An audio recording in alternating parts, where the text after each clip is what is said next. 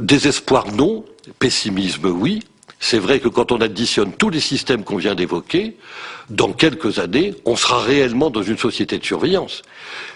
Et je crains qu'on finisse par regretter le bon vieux temps du Big Brother. Parce que le Big Brother, tout le monde en parle en souriant, mais d'une certaine manière, ça se comprend. On a toujours la possibilité du droit à l'insurrection face aux Stasi quelconques.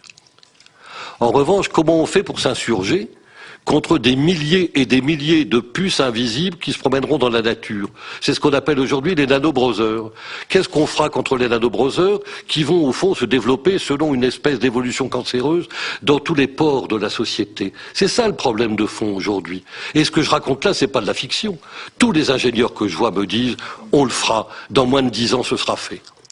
Donc moi je pose une question de fond. Est-ce que le Parlement aura le courage politique de dire qu'après tout, de la même manière qu'en bioéthique, il s'est absolument opposé pour l'éternité, j'espère, à tout clonage humain, sur le plan biologique, je pose le même problème. Est-ce qu'on ne peut pas réfléchir à l'interdiction de l'usage des systèmes, des nanotechnologies dans les systèmes d'information? Parce que quelle sera notre réaction quand nous saurons que nous sommes entendus et vus? Eh bien, nous nous auto-formaterons par anticipation. Et nous rejoindrons un modèle commun puisqu'on saura qu'on nous écoute et qu'on nous voit. Bref, nous serons devenus des clones mentaux et non plus biologiques. Eh bien, oui, je pose le problème pour ma part. Le Parlement doit s'interroger là-dessus.